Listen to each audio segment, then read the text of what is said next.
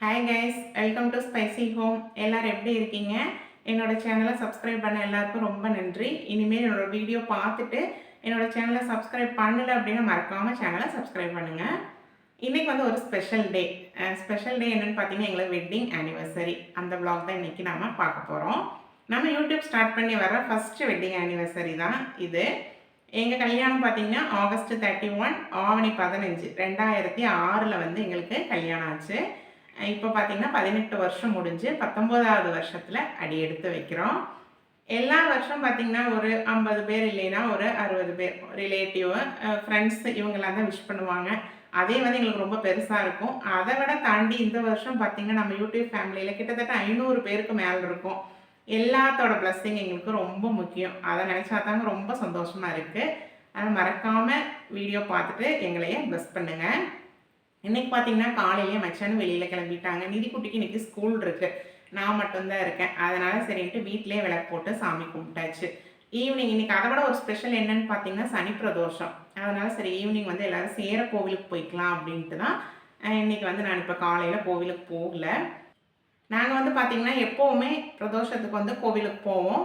அதுவும் இன்றைக்கி மெயின் சனி பிரதோஷம், அது நம்ம வெட்டிங் ஆனிவர்சரி அப்படிங்கிறதுனால சரி ஈவினிங் வந்து சேர போய்க்கலாம் அப்படின்ட்டு தான் காலையில் போகலை. இன்றைக்கி காலையில் டிஃபனுக்கு வந்து சப்பாத்தியும் உள்ளிக்கறியும் தான். இது ஸ்வீட்டடு கொண்டாடுங்கிற மாதிரி ஃபஸ்ட்டு இன்றைக்கி வெட்டிங் ஆனிவர்சரிங்கிறதுனால எனக்கு கொஞ்சம் ஸ்வீட் வச்சுருக்கேன். இன்றைக்கி நிதிக்குட்டி பார்த்திங்கன்னா ஸ்கூலுக்கு வந்து சாப்பாடு கொண்டு போக மாட்டேன்ட்டான். எனக்கு சப்பாத்தி தான் வேணும் அப்படின்னா சரி அப்படின்ட்டு தான் காலையில் சப்பாத்தி ரெடி பண்ணிட்டேன். மச்சான் மச்சான் போகலாமா? ஒரு வாரமாக நானும் சொல்கிறேன் கல்யாண நாளுக்கு ட்ரெஸ் எடுக்கலான்ட்டு. கேட்கவே மாட்டேங்குதா கூப்பிட்டா. இங்கே பாருங்கள், நானும் ஒரு வாரமாக கூப்பிட்றேன், கூப்பிட்றது காதிலே வாங்க மாட்டேங்கிறாங்க. மச்சான் போகலாமா? என்ன ட்ரெஸ் எடுக்கலையா உங்களுக்கு? ஏங்க மச்சான் அடுத்த வருஷம் எடுக்க வேண்டாம்.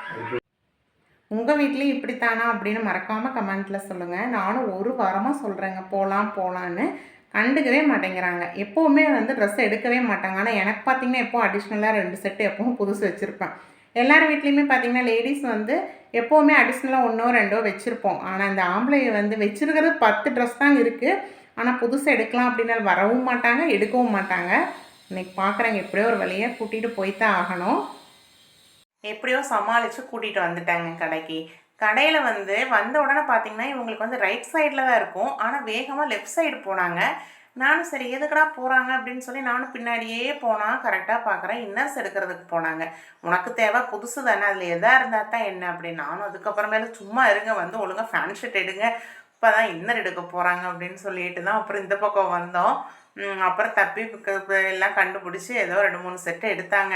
பார்த்திங்கன்னா ஆம்பளைகளுக்கு ட்ரெஸ் எடுக்கணும் அப்படின்னாவே பெரிய தலைவலிங்க. இருக்கிறது ஒரு 10 கலர் தான் இருக்கும். அதுலேயும் போட்டு தொலைவி இருக்கிறது பேண்ட்டு, அதை விட்டால் இவங்களுக்கு டிஷர்ட்டு, அவ்வளோதாங்க. ஆனால் எங்கள் வீட்டில் எனக்கு ஒரு பேட் லக் பார்த்திங்கன்னா பசங்க 2ம் பையனாகவும் போச்சு. அதனால் எனக்கு இவங்களுக்கு ட்ரெஸ் எடுக்க போகிறது அப்படின்னாவே பெரிய தலைவேதனையாக இருக்கும். அதுலேயும் வேறு ட்ரையல் ரூமில் பார்த்திங்கன்னா க்யூ நின்றுச்சுங்க போட்டு பார்க்குறதுக்கு. அதுக்கப்புறம் அங்கே இருக்கிற பையன் சொன்னால், ஆனால் நீங்கள் வந்து ட்ரெஸ்ஸு மேலேயே போடுற மாதிரி இருந்தால் இங்கேயே போட்டு பாருங்கள் அப்படின்னா. ஃபைனலாக பார்த்திங்கன்னா இந்த 3 செட்டு ஷர்ட் எடுத்து வச்சுருந்தாங்க. அதுக்கப்புறம் போட்டு பார்த்துட்டு 2 மட்டும் ஃபைனல் பண்ணிவிட்டு பார்த்திங்கன்னா எல்லாமே ப்ளூ கலரு, இல்லை அப்படின்னா ரெட்டு, இதே கலராகவே இருந்துச்சு. சரின்னு சொல்லி ஃபைனலாக அது 2 மட்டும் எடுத்துகிட்டு வந்துட்டோம். ஷர்ட் எடுத்தாச்சுங்க. அதுக்கப்புறம் போய் பேண்ட்டு தொலைவராங்க. இருக்கிறது ஒரு 4-5 கலர் தான். அதில் இந்த கலர் எங்கிட்ட இருக்குது, இந்த கலர் எங்கிட்ட இருக்குது அப்படின்னா உங்கள்கிட்ட இல்லாத கலரே இல்லை, ஏதாச்சும் ஒன்று எடுங்க அப்படின்னு சொல்லி கடைசியில் வரைக்கும் எனக்கு தலைவலியே வந்துருச்சுங்க. இந்த ஆம்பளைகளுக்கு ட்ரெஸ் எடுத்துட்டா யாருக்கெல்லாம் பிடிக்காதுன்னு ஒன்று கமெண்ட்டில் சொல்லுங்க பார்க்கலாம். நமக்கு எடுக்கிறது அப்படின்னா ஒரு 2 மணி நேரம் 3 மணி நேரம் ஆனாலும் நமக்கு வந்து அந்த அளவுக்கு வந்து போர் அடிக்காது. ஆனால் இந்த ஆம்பளைகளுக்கும் பசங்களுக்கும் எடுக்கிறது அப்படின்னா ஒரே டென்ஷனாக தான் இருக்கும். நானும் போய் அங்கே ஒரு சேர் இருந்துச்சுங்க, கம்முன்னு உட்காந்துக்கிட்டேன். நான் ஃபஸ்ட்டு ஒரு 4-5 கலர் எடுத்து கொடுத்தேன். இது எங்கிட்ட இருக்குது நாங்கள் சரி எப்படியோ செலக்ட் பண்ணுங்க அப்படின்ட்டு உட்காந்தாச்சு.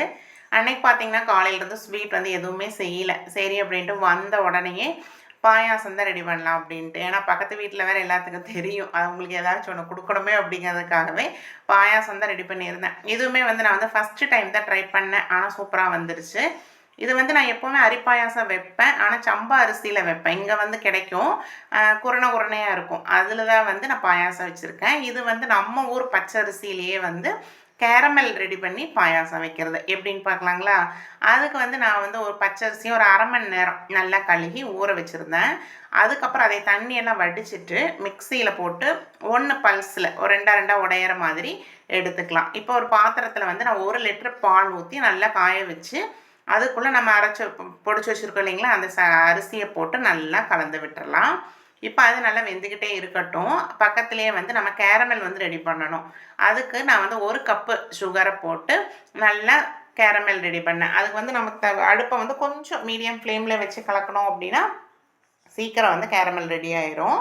இது வந்து ரொம்ப ரெட் கலர் இது ப்ரௌன் கலரில் விட்றாதீங்க. ஓரளவுக்கு இதாகி வந்த உடனே வந்து சுடு தண்ணி ஊற்றி நல்லா கலந்து வச்சிட்டோம் அப்படின்னா கேரமல் வந்து ரெடி ஆயிரும். இல்லை அப்படின்னா பாவு அப்படியே கெட்டி ஆகிக்கும். இப்போ அதுவும் ரெடி பண்ணி வச்சாச்சு. நம்ம எப்போவுமே வைக்கிறோம் அப்படின்னா சாதாரண பாயாசம் ஒன்று வெள்ளை சர்க்கரை போட்டு வைப்போம். அப்படி இல்லை அப்படின்னா வெல்லம் போட்டு வைப்போம். சரி, இது வந்து ஒன்று டிஃப்ரெண்ட்டாக ட்ரை பண்ணி பார்க்கலாம் அப்படின்ட்டு தான் ட்ரை பண்ணியிருந்தேன். ஆனால் நல்லா இருந்துச்சு. இப்போ அதுக்குள்ளே பார்த்தீங்கன்னா அரிசியுமே கிட்டத்தட்ட நல்லா வெந்துருச்சு. பால்லே தான் வேக வைக்கணும். உங்களுக்கு பால் வந்து ரொம்ப கெட்டியாக இருக்குது அப்படின்னா கொஞ்சம் தண்ணி மிக்ஸ் பண்ணிக்கோங்க.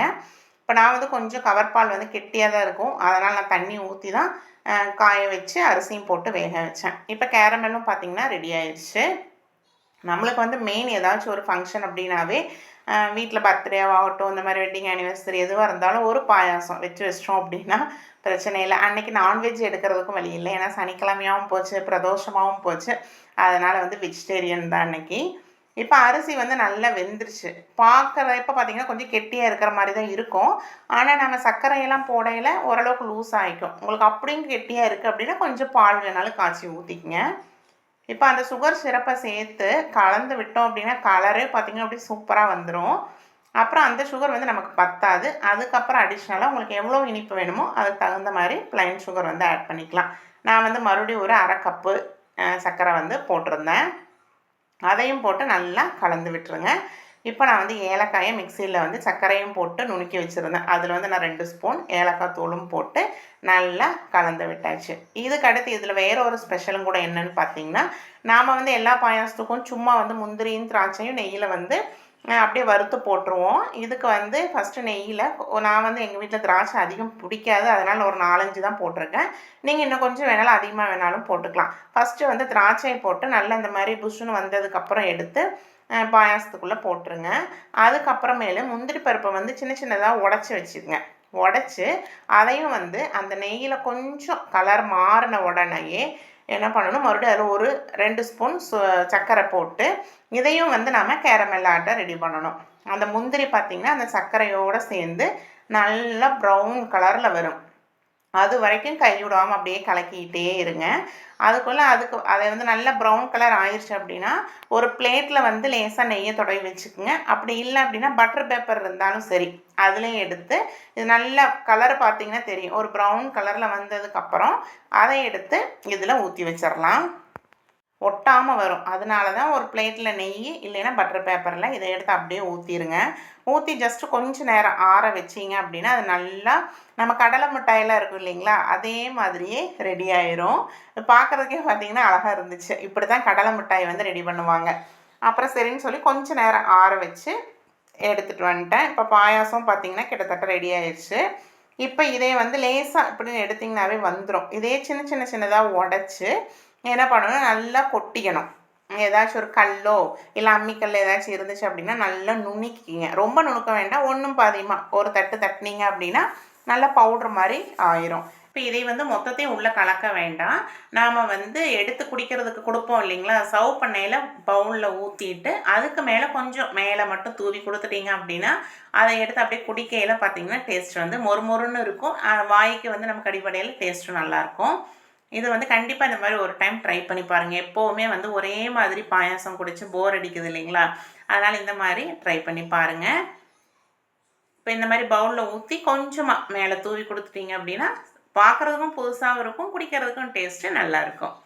இப்போ இப்படி தாங்க எங்கள் வீட்டில் வெட்டிங் ஆனிவர்சரி ஸ்பெஷல் பார்த்திங்கன்னா இந்த வருஷம் பாயாசம் தான்.